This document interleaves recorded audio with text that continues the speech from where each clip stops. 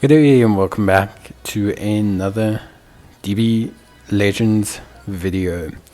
In this video we're going to talk about Legends Limited Z Power and when you should apply Legends Limited Z Power to a unit.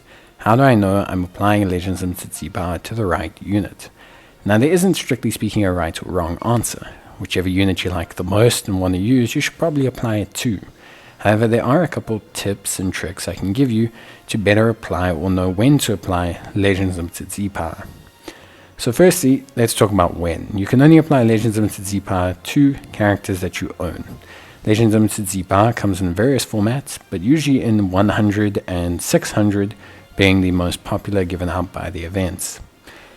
When it comes to applying, you can only apply to Legends Limited characters you own, and strictly speaking, I would say it's broken up into 4 distinct categories of unit that you may want to consider. So, those 4 categories of units are generally speaking going to be older Zenkais.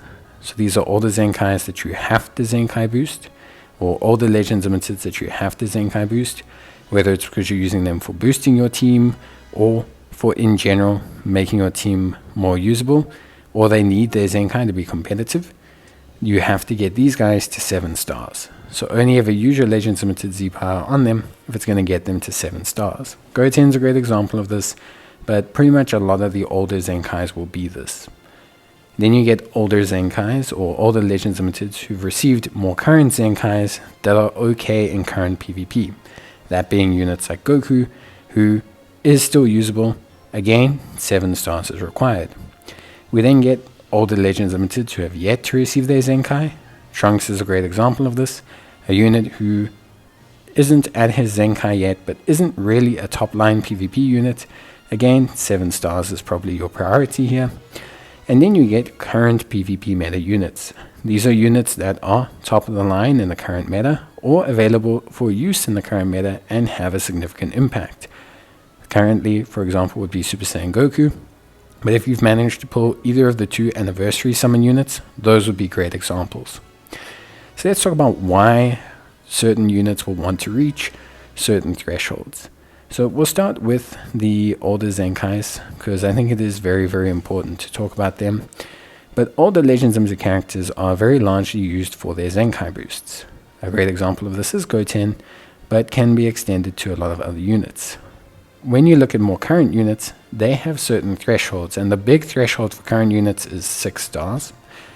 A unit that is 3 stars only has Z ability 2, whereas a unit that has 6 stars has Z ability 3, and the gap between Z ability 2 and 3, not just speaking strictly about stats, but about how it works for your team bonus, is very big.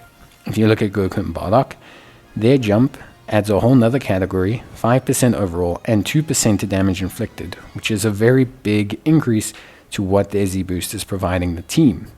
Alongside this as well, we also have to consider the Legends Limited Power, which is a new mechanic that also scales with your stars. Now, if you are looking to use older units, so if we're prepping, well, for example, let's talk about Trunks, who's a bit of an older PvP unit. Generally, you would be prepping him for future Zenkai. Similarly, with older units like Goten, you're generally trying to just use their Zenkai. So 7 stars is probably okay for these units. Should you ever push a unit to red stars? It's debatable, but it is worth it to a certain extent for the Legends Limited boosts that you now get. But I would say only if you have all the other characters at 7 stars, or at 6 stars for more current characters. Like if you have the 2 new characters at 6 star, you could maybe push one to red star. That's about it.